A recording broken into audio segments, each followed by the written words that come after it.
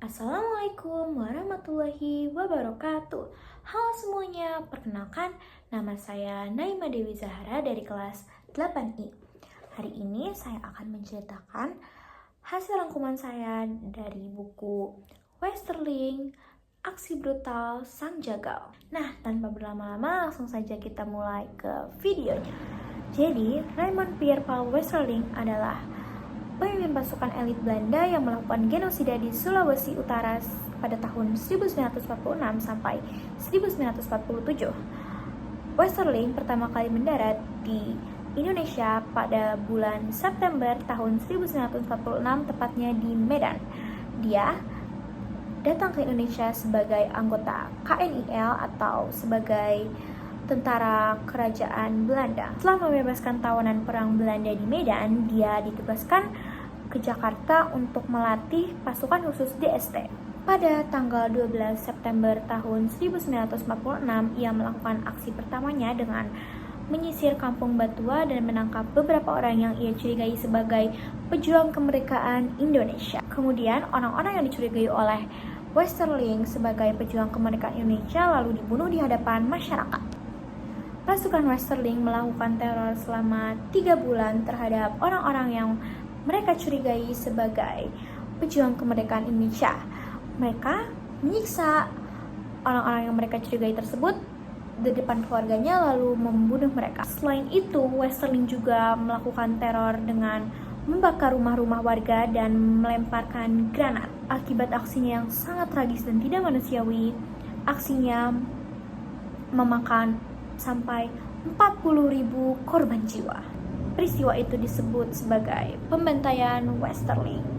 Pada awalnya, aksi Westerling dan pasukannya mendapatkan apresiasi dari pemerintahan Hindia Belanda, hingga akhirnya ditemukan adanya pelanggaran HAM selama Westerling menjalankan misinya. Dan pada akhirnya, pemerintahan Belanda menghentikan Westerling pada tahun 1948, tepatnya pada tanggal 16 November.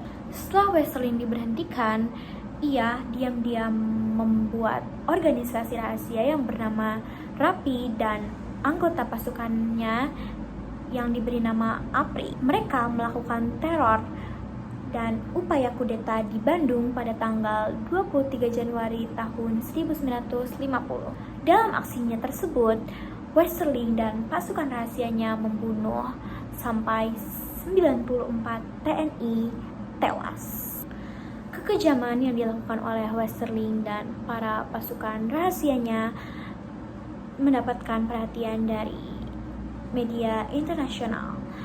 Dan pada akhirnya Westerling bersembunyi dan berpindah-pindah tempat di daerah sekitaran Jakarta. Aksinya ini dibantu oleh operasi rahasia petinggi Belanda di Indonesia. Pada bulan Februari, tepatnya pada tahun 1950, Westerling dan keluarganya diselundupkan ke Singapura.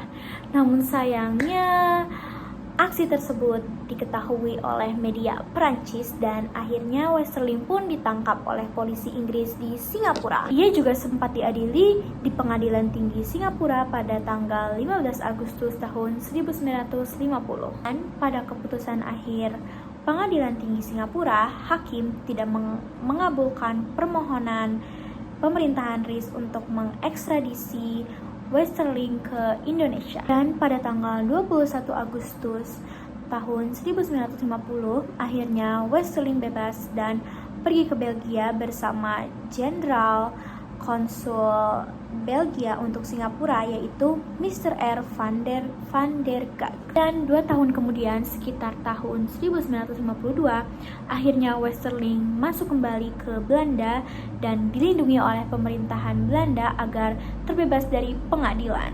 Tetapi tidak lama dari itu, ia kembali berulah dengan menghina Presiden Soekarno dan ia berkata bahwa kepala Soekarno tidak lebih mahal dari pelurunya. Ia berkata, orang Belanda sangat perhitungan.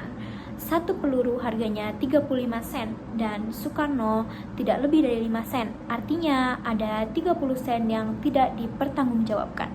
Ulahnya tersebut mendapat protes dari komisaris tinggi di Indonesia. Namun lagi-lagi ulah Westerling tidak mendapatkan tuntutan apapun dan dibebaskan oleh pemerintahan Belanda. Nah, kira-kira itu dia isi dari buku Westerling, Aksi Brutal Sang Jagal. Sekian dari saya. Sebelumnya saya mau meminta maaf jika ada salah pelafalan dalam menyebutkan nama-nama atau adanya salah kata atau bahasa. Kurang lebihnya mohon maaf. Wassalamualaikum warahmatullahi wabarakatuh.